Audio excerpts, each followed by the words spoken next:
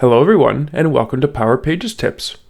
My name is Nicholas Hayduk, and this is tip number 230. More editing with VS Code for Web.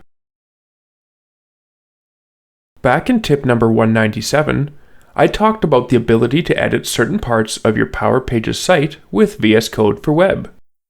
This includes areas like CSS files, the main content on web pages, and the header and footer web template. Recently, Microsoft has expanded what is available to be edited in this experience.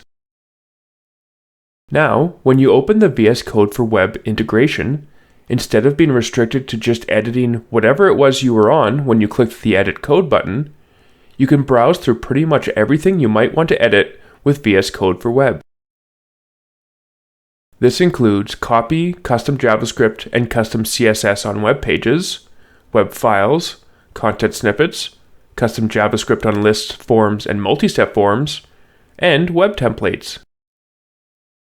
As much as it pains me to say, for the most part, I now find myself using this functionality instead of the Portal code editor in the XRM toolbox, which was my go-to interface for many, many years. Thanks for watching, and I hope you found the Power Pages tip number 230 on more editing with VS Code for Web useful.